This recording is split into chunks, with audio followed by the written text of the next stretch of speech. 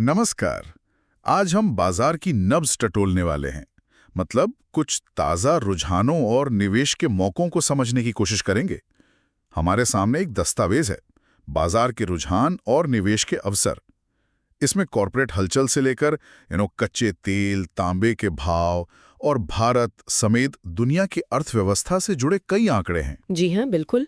और आज हमारा काम है कि इन अलग अलग जानकारियों को एक साथ जोड़कर देखें, समझें कि इनका विभिन्न सेक्टर्स और कुछ खास शेयरों पर क्या असर पड़ सकता है। हाँ, तो हम कॉरपोरेट एक्शन देखेंगे, कमोडिटीज जैसे कच्चा तेल, तांबा। भारत की आर्थिक रिपोर्ट पर भी नजर डालेंगे और वैश्विक संकेतों को भी नहीं भूलेंगे। बिल्कुल।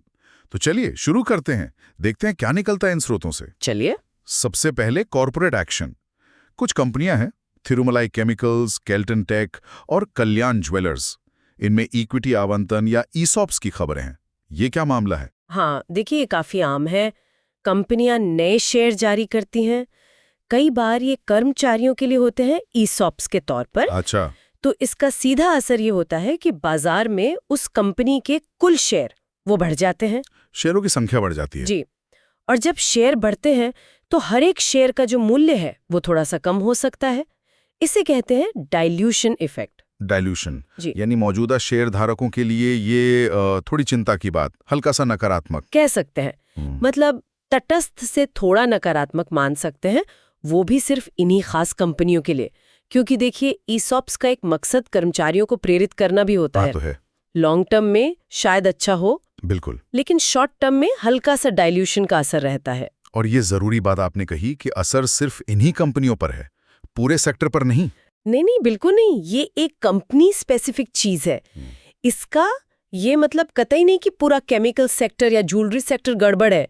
ये बस इन्हीं कंपनियों के शेयर धारकों के लिए ध्यान देने वाली बात है। ठीक है, स्पष्ट हो गया। अच्छा, अब आगे बढ़ते हैं कमोडिटीज की तरफ। यहाँ अक्सर ज्यादा हलचल रहती है। कच्चा तेल, क्रूड ऑयल, इसमें तो काफी कुछ चल रहा है। हाँ, कच्चे तेल में कई खबरें हैं। रूस कह रहा है कि गैसोलीन निर्यात पर पाबंदी जारी रखेगा। उधर अमेरिका में क्रूड इन्वेंट्री मतलब भंडार कम हो गए हैं। और टैरिफ की चिंताओं के बावजूद कीमतें टिकी हुई हैं।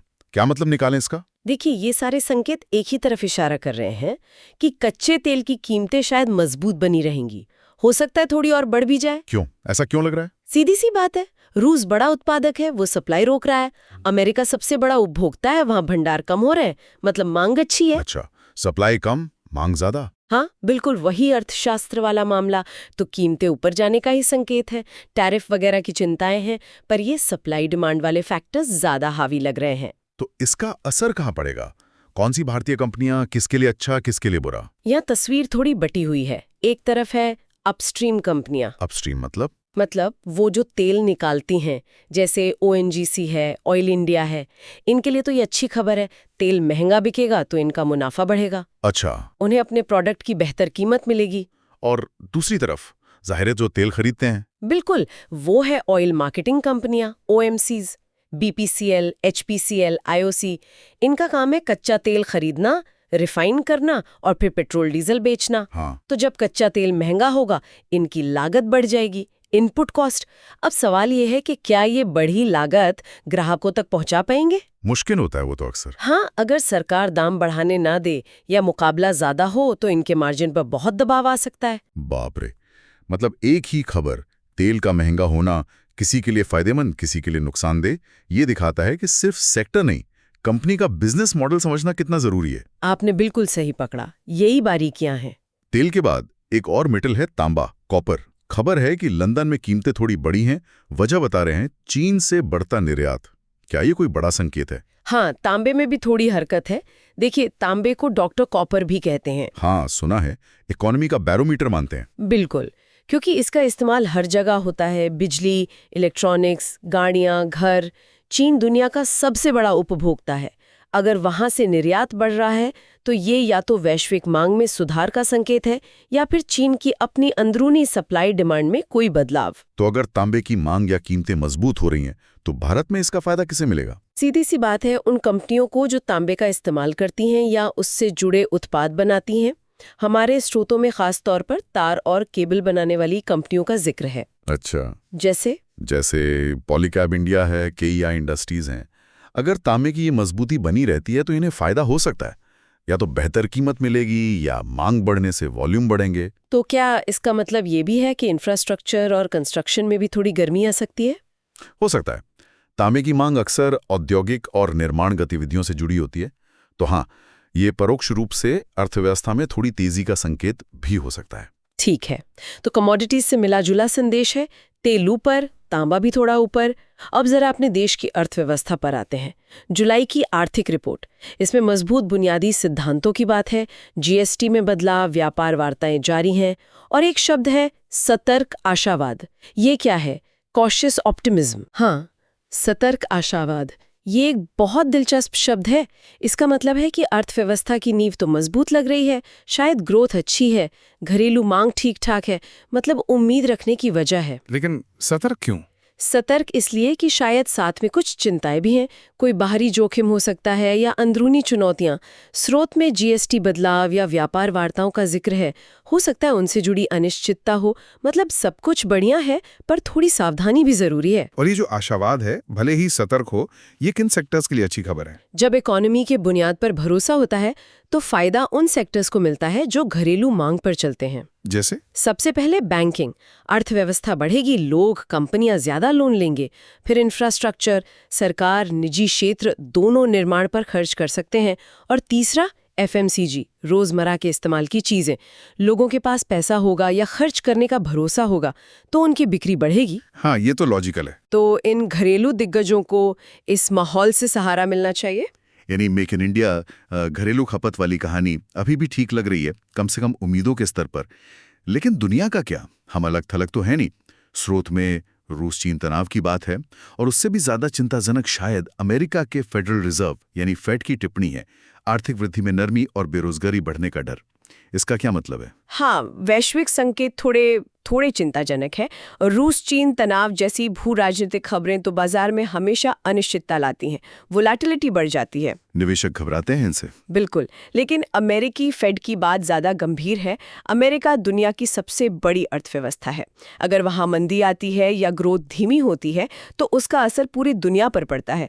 वो कहावत है ना, जब अमेरिका चीखता है तो दुनिया को जुकाम हो जाता है। हाँ, भारत के लिए इसका सीधा मतलब क्या है, खासकर हमारे कुछ सेक्टर्स के लिए? सबसे ज्यादा असर देखिए शायद भारतीय आईटी कंपनियों पर पड़ेगा। हमारी बड़ी आईटी कंपनियां टीसीएस, इन्फोसिस, विप्रो, इनकी ज्यादातर कमाई अमेरिका और यूरोप से आती है। हाँ, ये तो पता है। तो अगर अमेरिकी कंपनियां अपनी अर्थव्यवस्था में नरमी देखकर खर्चे कम करती हैं तो सबसे पहले आईटी प्रोजेक्ट्स पर असर आ सकता है।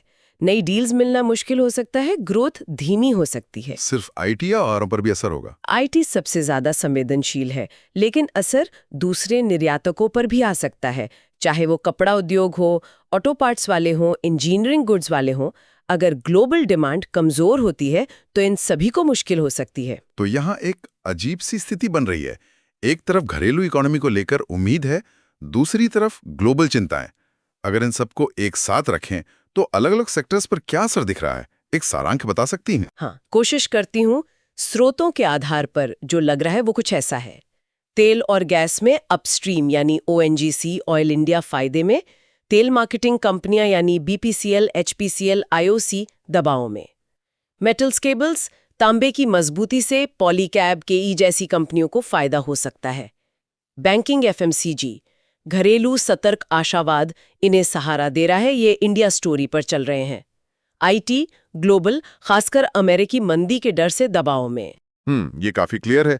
अच्छा, अब जब हमने सेक्टर्स पर असर देख लिया, तो क्या स्रोतों में कुछ खास शेयरों में ट्रेडिंग या निवेश के आइडिया भी हैं, खासकर सेंसेक्स के बड़े नाम? हाँ, कुछ उदाहरण दिए गए हैं और उनके पीछे का लॉजिक भी। जैसे ओएनजीसी, इसे तो सीधे सीधे बढ़ती तेल कीमतों का लाभार्थी माना गया है। अगर तेल 85-90 के आसपास रहता है तो इनकी कमाई अच्छी रहेगी, तो स्रोत इसे बुलिश देख रहा है। तेजी का रुझान। जी। फिर है रिलायंस इंडस्ट्रीज। इनका मामला थोड़ा मिला जुला है। पेट्रोकेमिकल्स, रिफाइनिंग, तेल से जुड़ा है। ऊंची कीमतें मार्जिन पर असर डाल सकती हैं, लेकिन इनका गैस उत्पादन भी है और तेल बाजार में मजबूती से फायदा भी हो सकता है। साथ ही रिटेल, टेलीकॉम तो है ही। डाइवर्सिफाइड है काफी। हाँ। फिर टाटा स्टील, इसे सीधे तांबे से नहीं बल्कि ओवरऑल मेटल सेक्टर में सेंटिमेंट सुधरने की उम्मीद से जोड़ा गया है। और एचडीएफसी बैंक, आईसीआईसीआई बैंक, इन्हें भारत की घरेलू ग्रोथ स्टोरी का चेहरा माना जा रहा है। अर्थव्यवस्था ठीक करेगी, लोन मांग बढ़ेगी तो ये अच्छा कर सकते हैं। स्थिरता भी ज्यादा मानी जाती है इनमें।